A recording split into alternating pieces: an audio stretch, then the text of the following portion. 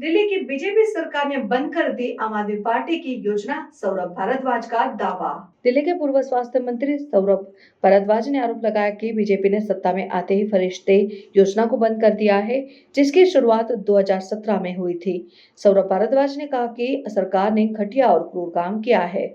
उन्होंने दावा किया कि बजट में इस योजना के लिए धन का आवंटन नहीं किया गया है।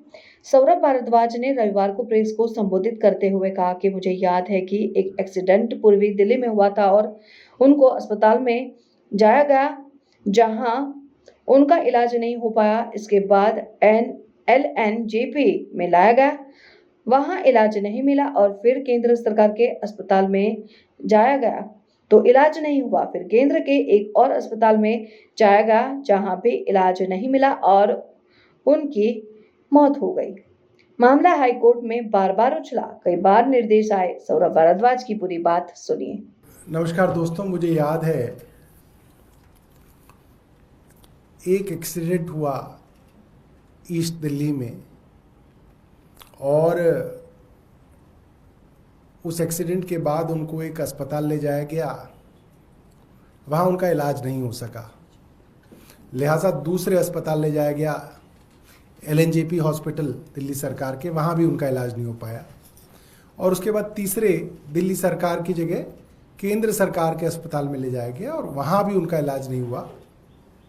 और फिर चौथे अस्पताल ले जाया गया जो केंद्र सरकार का था, वहाँ भी इलाज नहीं हो पाया था और उनकी मृत्यु हो गई थी। और ये मामला दिल्ली हाईकोर्ट के अंदर बार बार उछला और इसके ऊपर कई सारे डायरेक्शंस हाईकोर्ट की तरफ से आई, क्योंकि मामला सिर्फ एक एक्सीडेंट विक्टिम का था जिसका दिल्ली के सरकारी इलाज अस्पतालों में इलाज नहीं हो पाया। आज मैं जो मामला आपसे डिस्कस करने वाला हूं वो ऐसे हजारों लोगों का है जो जवान बच्चे, कई बार पूरे पूरे घर के इकलौते कमाने वाले सड़क पे दुर्घटनाग्रस्त होते हैं। कई बार तेज रफ्तार पे आई हुई ट्रक या गाड़ी से टकराते हैं, सड़क पर खून बहता रहता है, कोई अस्पताल नहीं ले जाता और सड़क पे मृत्यु हो जाती है। इस तरीके के लोगों के लिए दिल्ली सरकार ने 2017 में एक स्कीम लाई जिसका नाम था फरिश्ते योजना। फरिश्ते योजना का मतलब ये था कि अगर दिल्ली की सड़कों पे किसी का भी एक्सीडेंट हो, चाहे वो दिल्ली का रहने वाला हो या बाहर का हो, मगर दिल्ली की सड़क पे अगर कोई हादसा हो जाता है तो आप उसको जल्द से जल्द किसी भी प्राइवेट अस्पताल में ले जा सकते हैं। प्राइवेट अस्पताल में सारा का सारा इलाज जो है वो मुफ्त होगा और खर्चा जितना भी उस इलाज पे होगा वो दिल्ली सरकार लेती थी। और चाहे वो इलाज 5 लाख रुपए का हो, चाहे वो 50 लाख का हो, सारा खर्चा दिल्ली सरकार ने 2017 से अब तक दिया। 2017 में जब ये स्कीम आई, मुझे याद है 2022 के अंदर सरकार ने बाकायदा बताया कि 10,000 से ज्यादा लोगों का फायदा इस स्कीम से हुआ। 10,000 से ज्यादा लोगों की जान इस स्कीम की वजह से बची।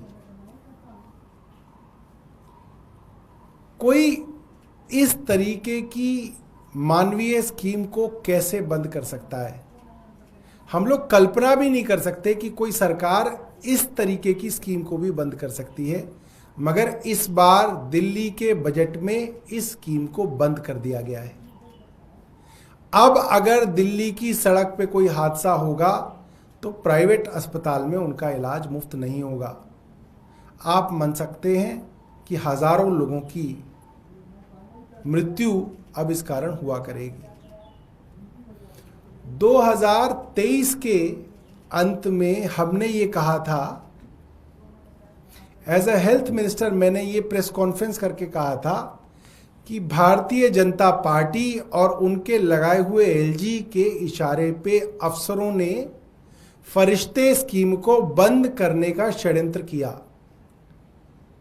अखबारों में भी छपा।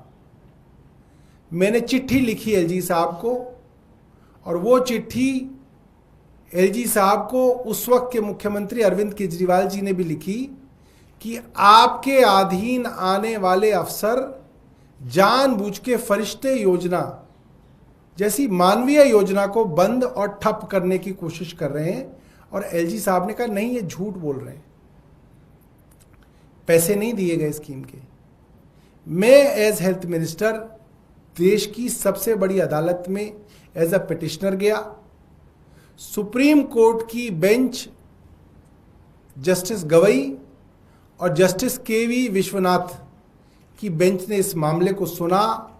दिल्ली के उपराज्यपाल विनय सक्सेना को नोटिस किया, और उस नोटिस के दबाव में अफसरों ने फरिश्ते योजना की पैसे जो थे, जो फंड्स थे, वो रिलीज किए और फरिश्ते योजना फिर से शुरू हुई। उस वक्त एलजी बड़ा तिलमिलाए थे। उन्होंने कहा कि भारतीय जनता पार्टी स्कीम को क्यों बंद करना चाहेगी, ये झूठा आरोप है।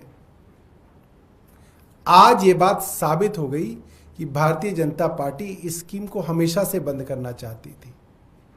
उस वक्त एलजी के जरिए इस स्कीम को बंद करने की कोशिश की, और आज जब अपनी सरकार बन गई तो बाकायदा इस स्कीम को बंद कर दिया गया है।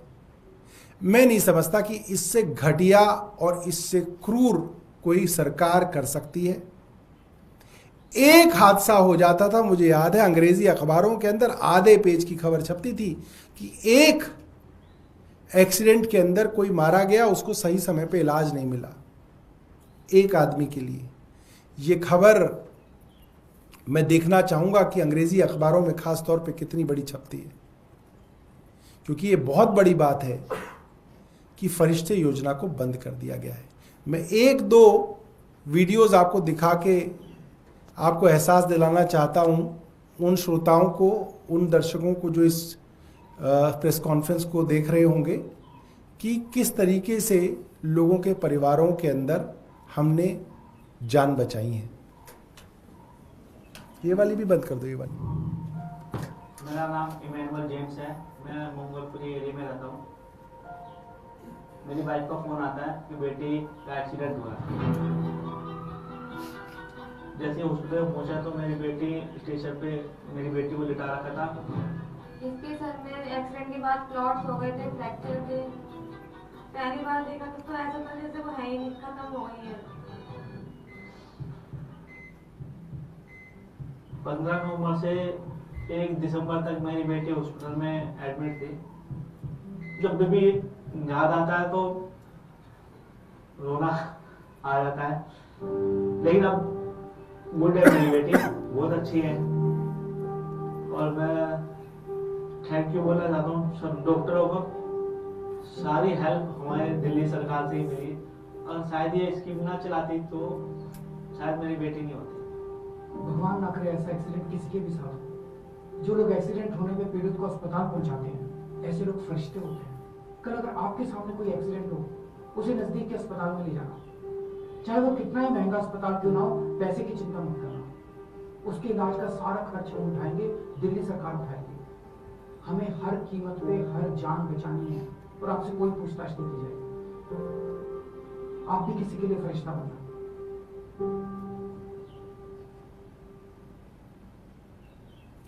एक बार नेक्स्ट भी चला दो।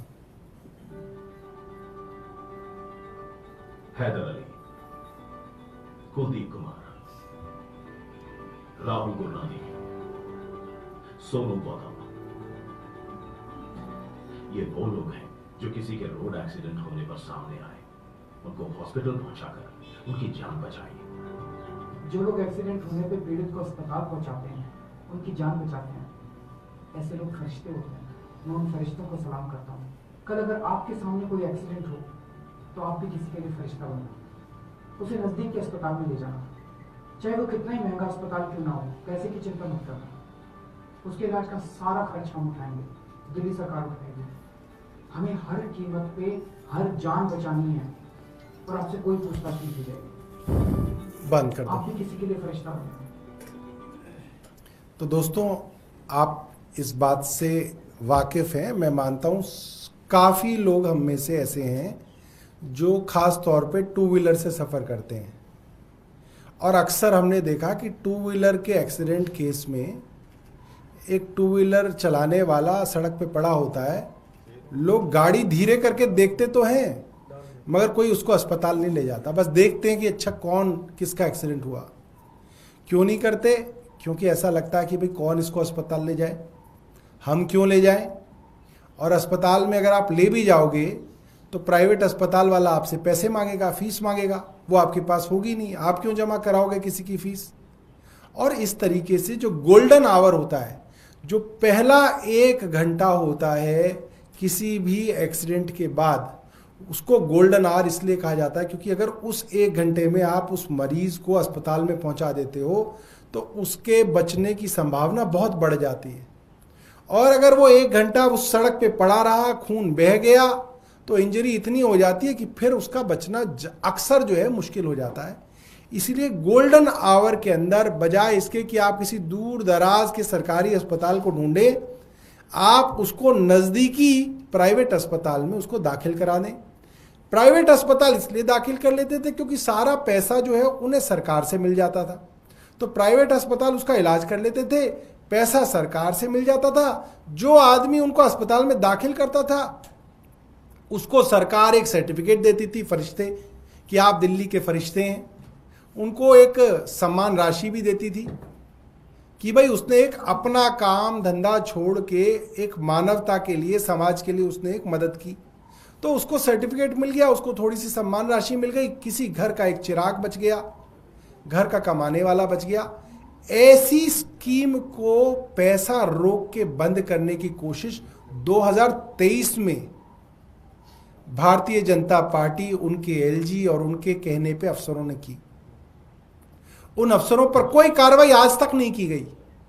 हो सकता है एलजी कहें कि अच्छा मैंने क्यों कहा, आपने इसलिए कहा क्योंकि आपने उनके ऊपर कार्रवाई नहीं की।